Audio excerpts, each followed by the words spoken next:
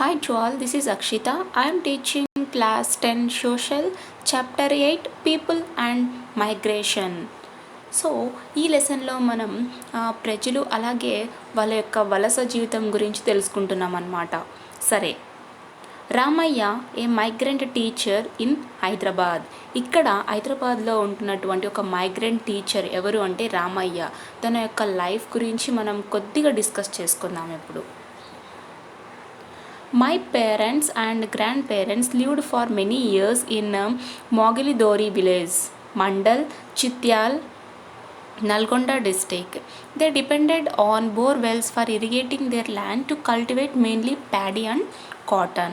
So ఇక్కడ రామయ్య అనేటువంటి ఒక మైగ్రెంట్ టీచరు తన యొక్క పేరెంట్స్ అలాగే తన యొక్క గ్రాండ్ పేరెంట్స్ కూడా ఎక్కడ నివసిస్తున్నారు అంటే చాలా ఏండ్లగా మోగిలిదోరి అనేటువంటి విలేజ్లో నివసిస్తున్నారనమాట.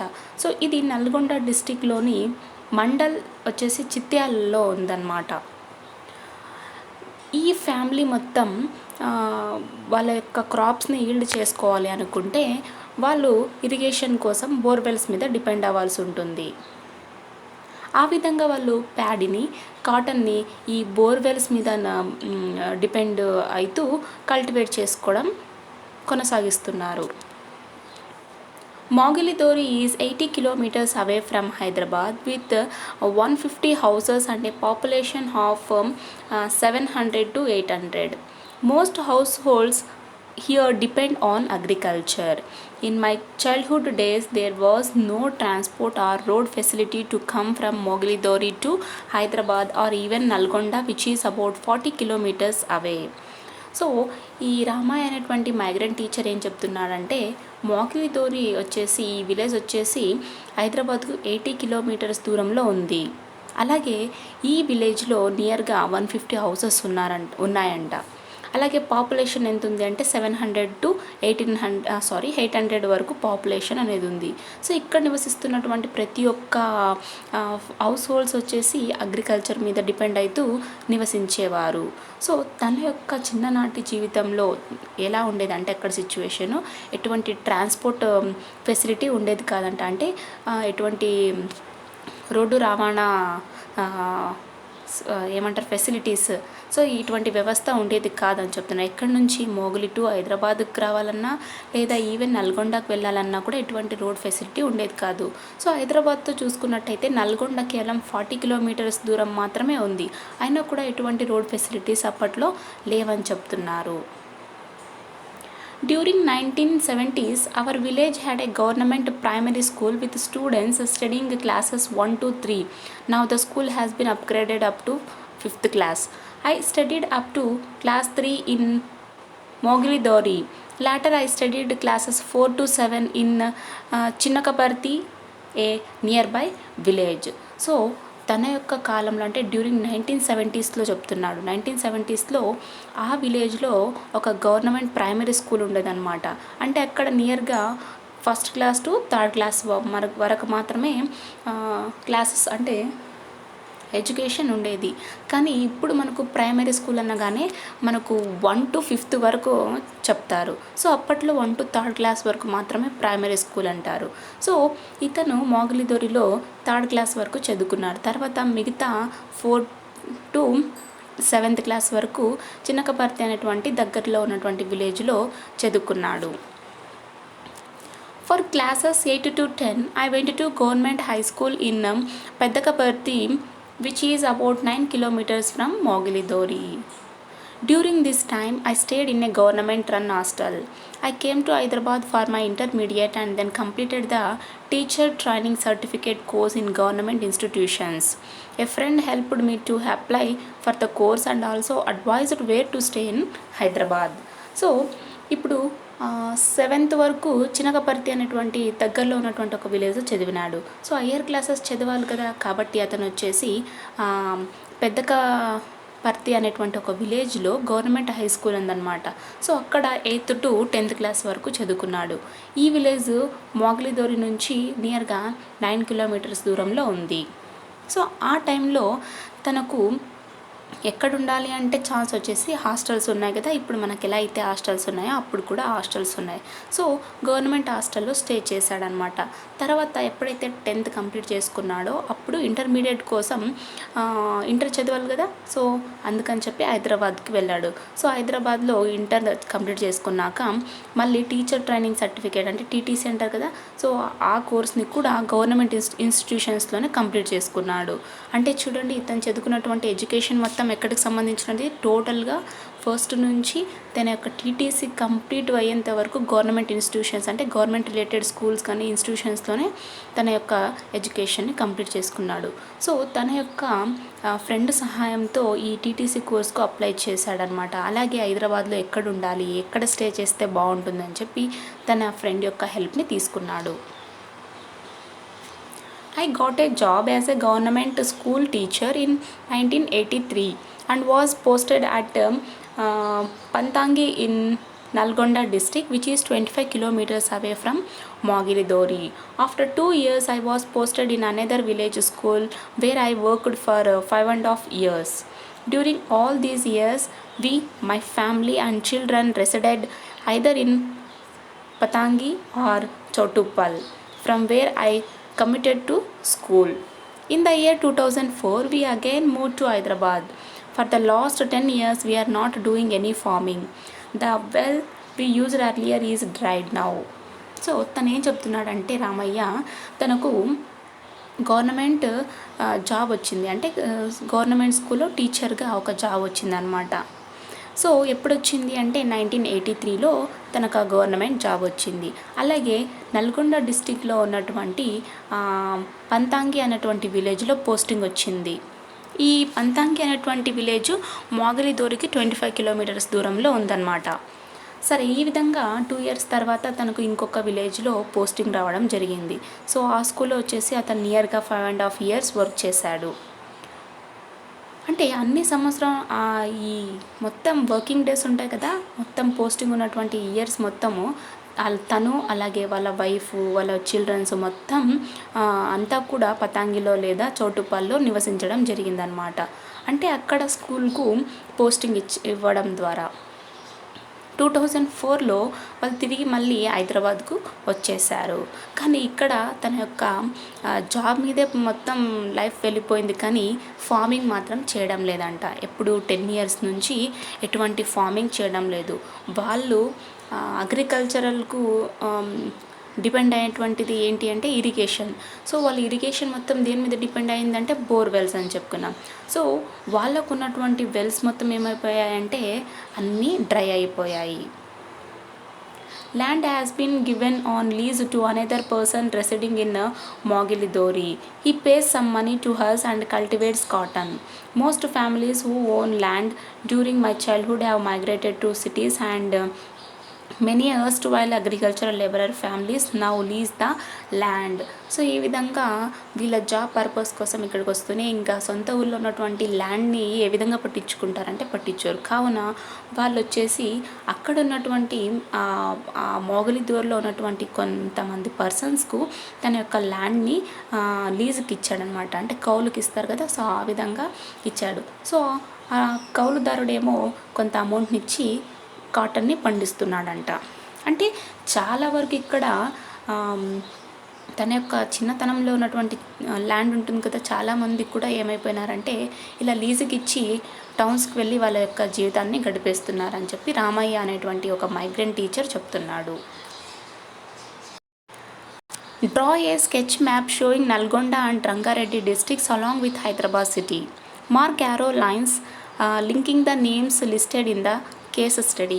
సో ఇక్కడ మనకు ఒక బ్లాంక్ స్పేస్ ఇచ్చారు కదా, దీంట్లో మనం ఏం చేయాలంటే ఒక మ్యాప్ని షో చేయాలంట. అంటే ఒక మ్యాప్ని స్కెచ్ చేసి నల్గొండ అండ్ నెక్స్ట్ రంగారెడ్డి డిస్ట్రిక్ట్స్తో పాటు హైదరాబాద్ సిటీని కూడా మార్క్ చేయాలంటున్నారు.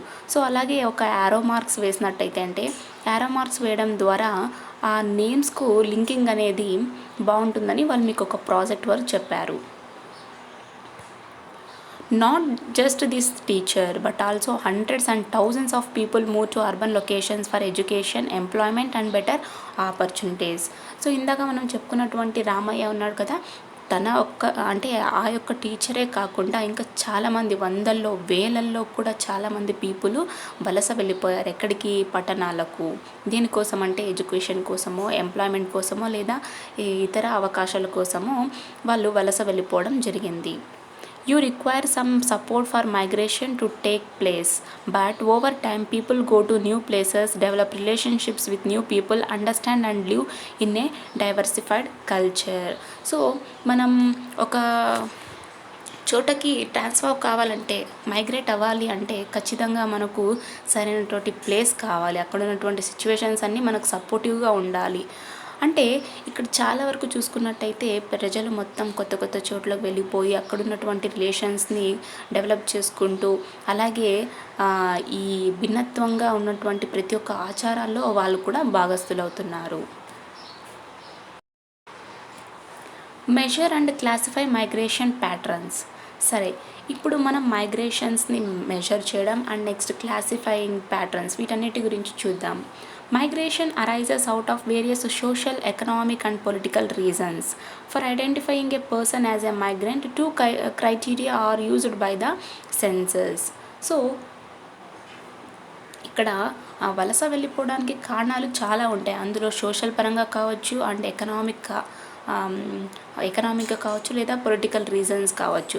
సో ఈ విధంగా మైగ్రేషన్స్కు చాలా ఛాన్సెస్ ఉన్నాయన్నమాట. సరే, ఒక పర్సన్ని మనం మైగ్రెంట్గా ఐడెంటిఫై చేయాలంటే మనకు 2 క్రైటీరియాస్ని యూజ్ చేయొచ్చు అనమాట. సో ఈ సెన్సెస్లో 2 క్రైటీరియాస్ని యూజ్ చేశారు. అది ఏ విధంగానో చూద్దాం ఇప్పుడు. Birth place where the person was Born. Last usual place of residence, a place where the person had stayed continuously for a period of 6 months or more. అంటే ఇక్కడ సెన్సస్ ప్రకారము 2 క్రైటీరియాని క్లాసిఫై చేశారు. ఏ విధంగా అంటే, ఒకటి బర్త్ ప్లేస్, అంటే ఆ certain person X అనేటువంటి ఒక పర్సన్ ఎక్కడ జన్మించారు, ఇది ఒక క్రైటీరియా. సెకండ్ వచ్చేసి తను 6 మంత్స్గా లేదా అంతకన్నా ఎక్కువగా ఎక్కడైతే కంటిన్యూస్గా స్టే చేశారో, అంటే last usual place of residence. So ఆ విధంగా కన్సిడర్ చేసుకుంటారు. Here is a list of few people. Categorize them as migrant or non-migrant.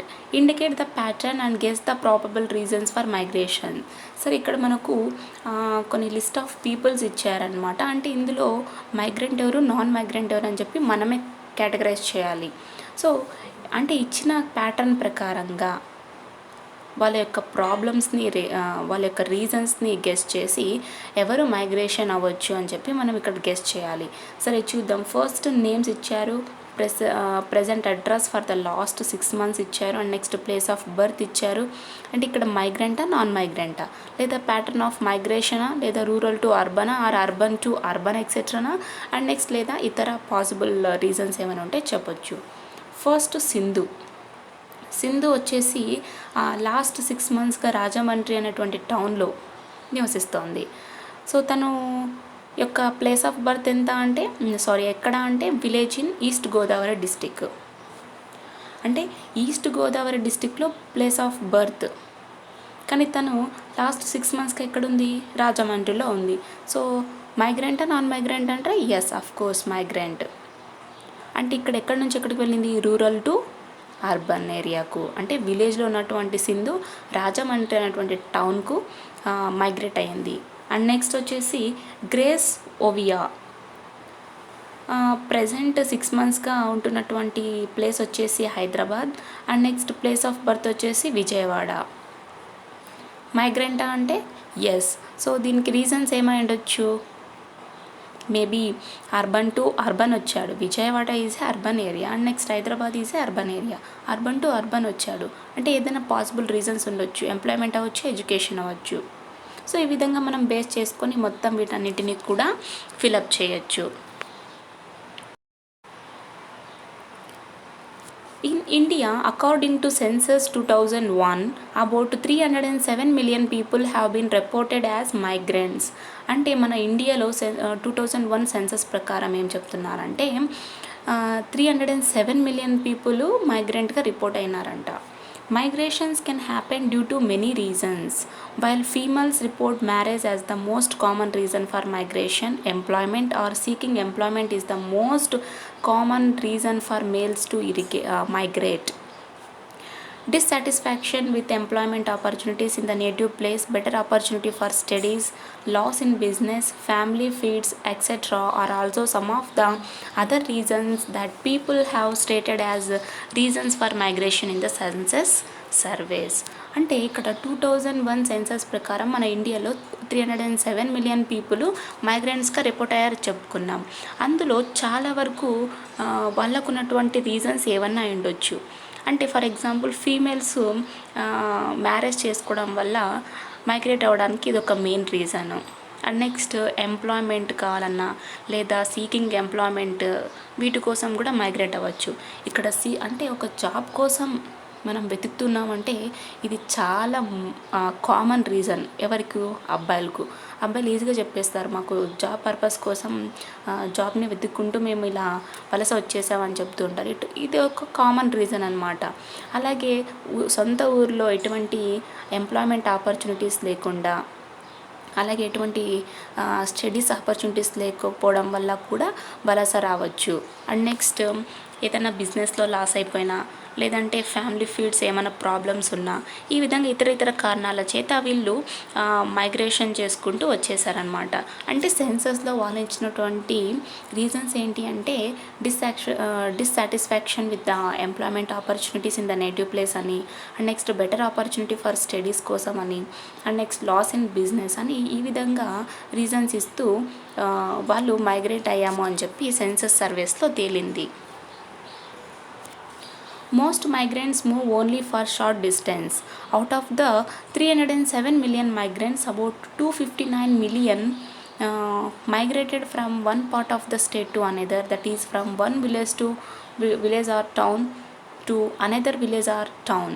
Around 13% migrated from one state to another. అంటే చాలా వరకు ఉన్నటువంటి వలసదారుల్లో చాలా తక్కువ డిస్టెన్స్ని మాత్రమే వెళ్ళినటువంటి మైగ్రెంట్స్ ఉన్నారనమాట. అంటే 307 మిలియన్ మైగ్రెంట్స్లో నియర్గా 259 మిలియన్ పీపుల్స్ వచ్చేసి ఒక స్టేట్ నుంచి ఇంకొక స్టేట్కి మూవ్ అయ్యారనమాట. అంటే ఒక స్టేట్ నుంచి ఇంకొక స్టేట్ అంటే అది విలేజ్ నుంచి టౌన్ కావచ్చు, లేదా టౌన్ నుంచి విలేజ్ కావచ్చు, ఈ విధంగా వలస వెళ్ళారు. సో కేవలం 13% మైగ్రేటెడ్ మాత్రమే ఒక స్టేట్ నుంచి ఇంకొక స్టేట్కి వెళ్ళారనమాట. సరే, ఇక్కడ మనకు టేబుల్లో ఇచ్చారు చూడండి. Table 1 migrations in India census 2001 కేటగిరీలో టోటల్ పాపులేషన్ ఎంత ఉంది, and next number of persons ఎంతమంది ఉన్నారు, అలాగే పర్సంటేజ్ ఇచ్చారు, అండ్ నెక్స్ట్ పర్సంటేజ్ వాల్యూస్ ఎలా క్యాలిక్యులేట్ చేయొచ్చు, అండ్ రీమార్క్స్ ఏమైనా ఉన్నాయా. ఇప్పుడు పాపులేషన్ ఎంత ఉంది? సో 1 మిలియన్ దగ్గర ఉందన్నమాట. సారీ, ఎస్, నియర్లీ 100 crores దగ్గరలో ఉందన్నమాట. అంటే ఇక్కడ మైగ్రెంట్స్ ఎంతమంది ఉన్నారు అంటే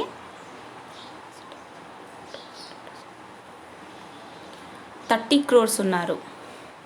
సో 30 crores పర్సంటేజ్ ఎంత? 29.9.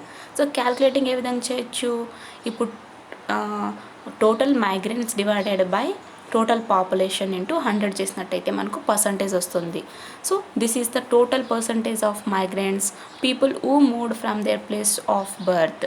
సో ఈ విధంగా మనకి ఈ టేబుల్ 1లో క్యాల్కులేట్ చేసుకోవచ్చు అనమాట. అంటే ఈ టేబుల్ మనకు సెన్సస్ 2001లో ఉన్నటువంటి మైగ్రేషన్స్ అంటే మైగ్రెంట్ పీపుల్స్ గురించి చెప్తోంది. 3 maps given here depict the migration of people across states in north, east, west and southern part of India.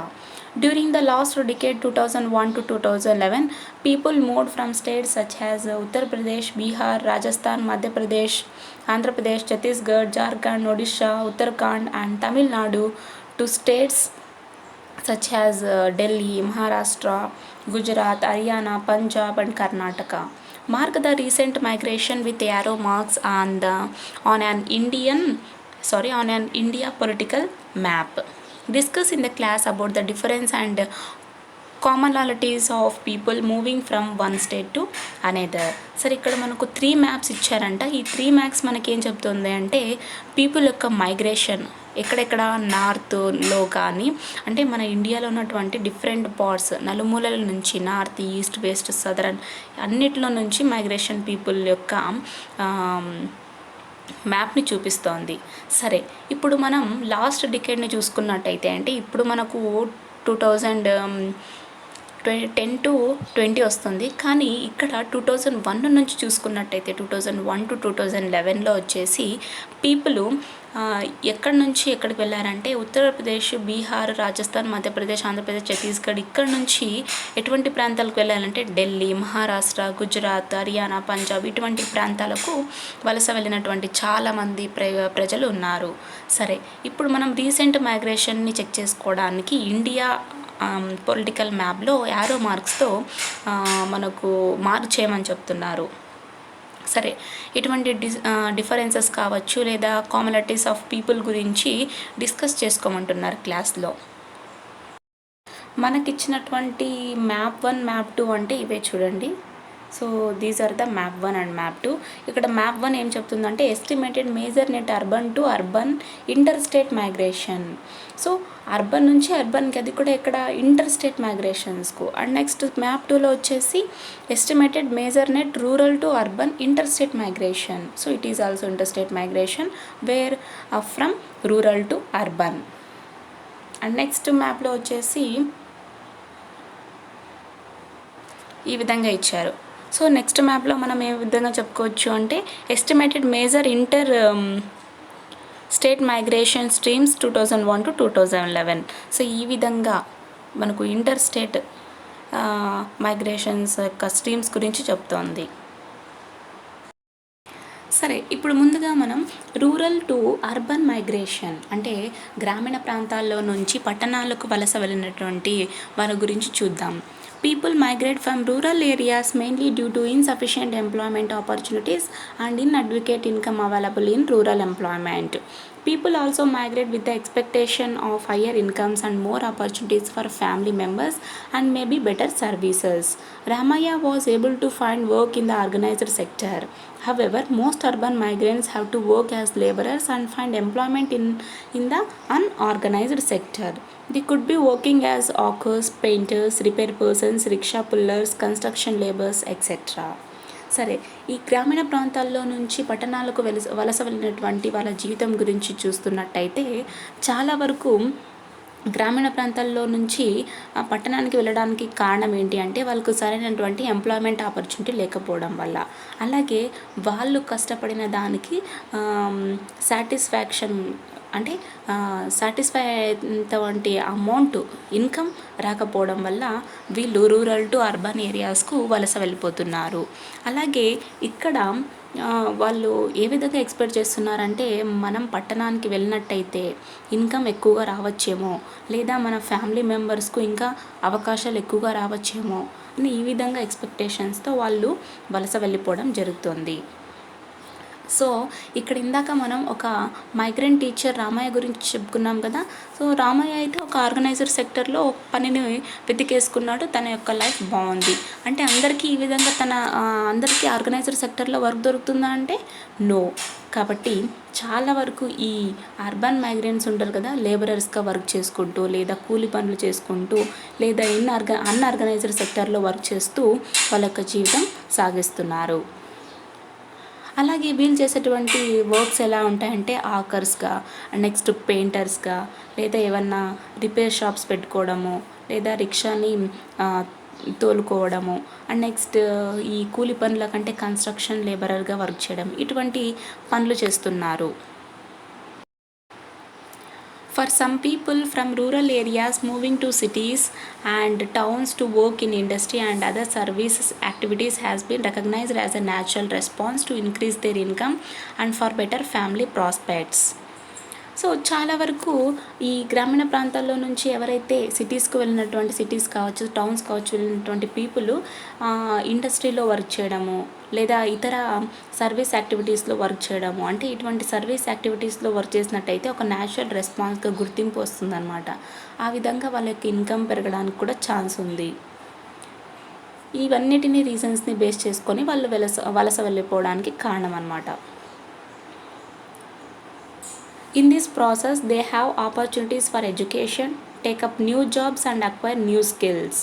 So ఈ ప్రాసెస్లో వాళ్ళకు ఎడ్యుకేషన్ పరంగా చాలా ఆపర్చునిటీస్ వస్తాయి అండ్ నెక్స్ట్ కొత్త జాబ్స్ రావడానికి కూడా ఛాన్సెస్ ఉన్నాయి, లేదా ఇతర కొత్త నైపుణ్యాలు నేర్చుకోవడానికి కూడా ఛాన్సెస్ ఉన్నాయి.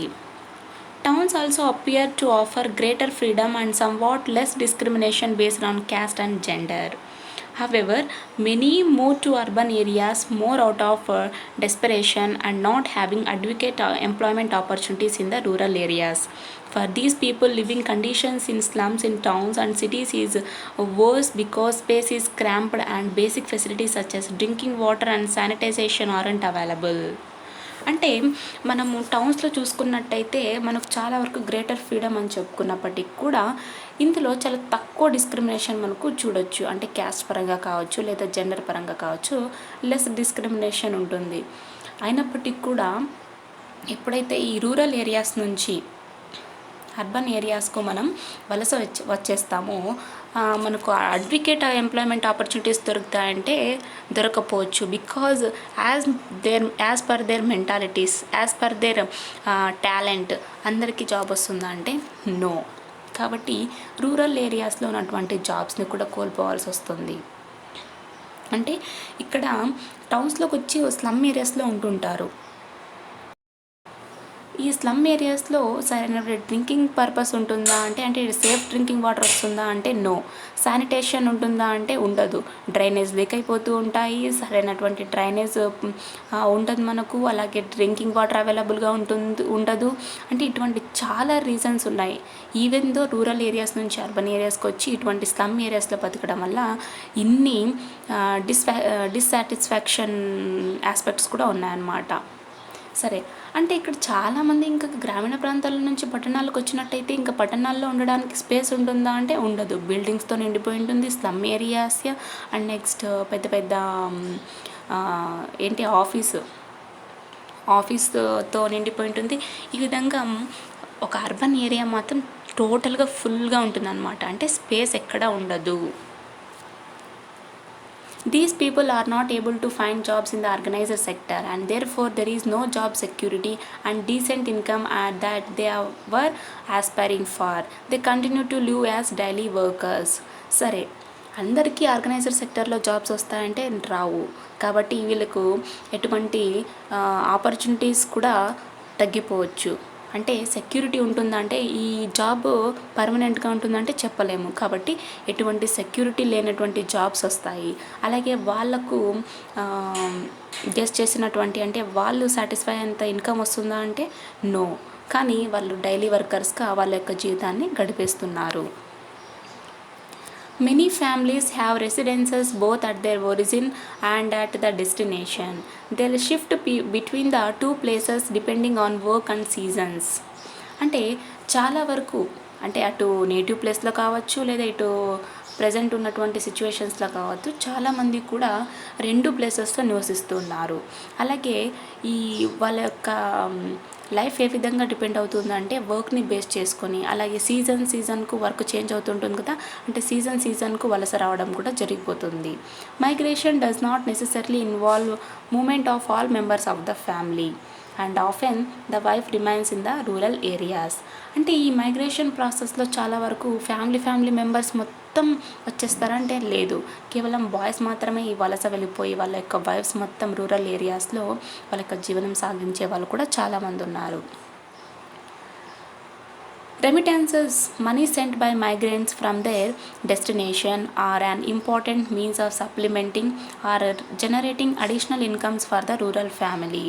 అంటే ఇక్కడ ఈ మైగ్రెంట్స్ అమౌంట్ పంపిస్తుంటారు కదా వాళ్ళ యొక్క డెస్టినేషన్కు, అంటే వాళ్ళు ఉంటున్నటువంటి ప్లేస్ నుంచి వాళ్ళ నేటివ్ ప్లేస్కి అమౌంట్ పంపిస్తూ ఉంటారు, సమ్ పోస్ట్ ద్వారానో లేదా సమ్ డిజిటల్ ప్రాసెస్ ద్వారానో.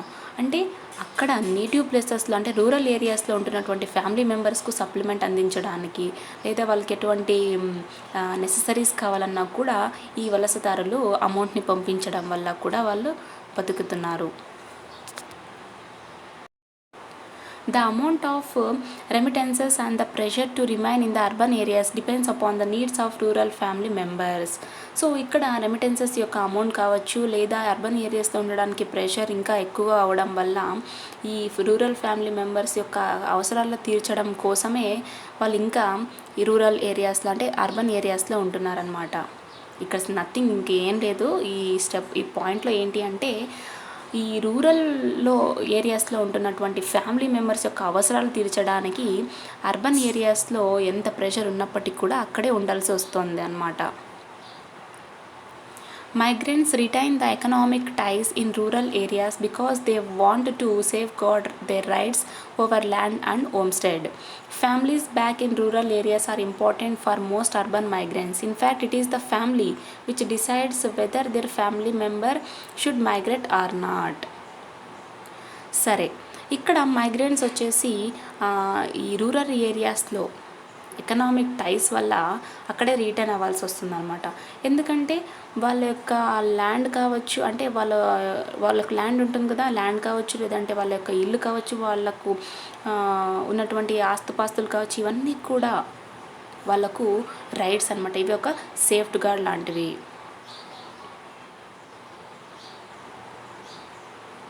Urban migrants use different job searching mechanisms depending upon their skills and educational qualifications. So చాలా వరకు అర్బన్ మైగ్రేషన్స్ వచ్చేసి జాబ్ సర్చింగ్ కోసం వెళ్తూ ఉంటారు. అంటే ఏ విధంగా వాళ్ళ యొక్క స్కిల్స్ మీద డిపెండ్ అయ్యి అండ్ నెక్స్ట్ వాళ్ళకి ఎడ్యుకేషనల్ క్వాలిఫికేషన్స్ డిపెండ్ అయ్యి వాళ్ళు జాబ్స్ కోసం తిరుగుతూ ఉంటారు. Contacts and networks are crucial for getting urban jobs. So మనకు అందరు తెలిసి ఉండాలి, డిఫరెంట్ సెక్టార్స్లో వర్క్ చేస్తున్నటువంటి కాంటాక్ట్స్ ఉండాలి, అలాగే నెట్వర్క్ కూడా చాలా ఉండాలన్నమాట. అలా ఉంటేనే మనకు అర్బన్ ఏరియాస్లో జాబ్స్ అనేవి వస్తాయి. In fact villagers pre arrange there jobs from rural areas and come to urban areas through there contacts and networks. So చాలా వరకు విలేజర్స్లో చూసుకున్నట్టయితే వాళ్ళ యొక్క జాబ్స్ ముందుగానే అరేంజ్ చేసుకొని రూరల్ ఏరియాస్ నుంచి అక్కడికి వెళ్తూ ఉంటారు. అంటే కాంటాక్ట్స్ అండ్ నెట్వర్క్స్ బేస్ చేసుకున్నట్టయితే మనకు జాబ్ అవైలబుల్గా ఉంటుంది. They keep close ties with their rural areas for a variety of reasons. So వలస వెళ్ళిపోయినటువంటి వాళ్ళు అక్కడే ఉండిపోతారంటే లేదు. కాబట్టి రూరల్ ఏరియాస్తో చాలా వరకు వాళ్ళ యొక్క రిలేషన్ని మెయింటైన్ చేస్తూనే ఉంటారు. Migrants also pause on the urban opportunities to the rural areas so that potential migrants can engage in rural-based job search. In most cases, migration is the survival strategy for many families. అంటే ఇక్కడ ఈ urban opportunities కోసం rural ఏరియాస్కు వెళ్ళేటువంటి migrates కూడా ఉన్నారు. ఆ విధంగా urban opportunities కోసం రూరల్ ఏరియాస్కు వెళ్ళేటువంటి పొటెన్షియల్ మైగ్రెంట్స్ కూడా ఉన్నారనమాట. అంటే రూరల్ బేస్డ్ జాబ్ సెర్చ్ కోసం ఎంగేజ్ అవ్వడానికి. సరే, చాలా వరకు మనం అన్ని కేసెస్లో చూసుకున్నట్టయితే మైగ్రేషన్ అనేది ఒక సర్వైవల్ స్ట్రాటజీ అని చెప్పుకోవచ్చు. అంటే బతుకు తెరువు కోసం వలస వెళ్తున్నారు అని కూడా చెప్పుకోవచ్చు. సో రిమైనింగ్ లెసన్ మనం నెక్స్ట్ వీడియోలో డిస్కస్ చేసుకుందాం. Thank you.